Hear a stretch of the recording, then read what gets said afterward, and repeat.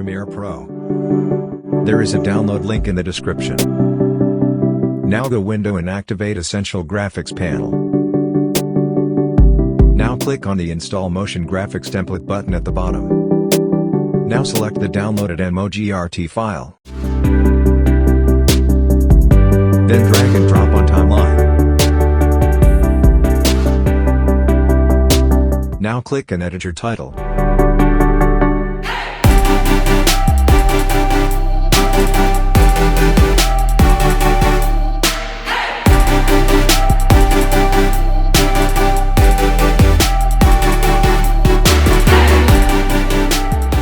Now you can change fonts, font colors and font sizes.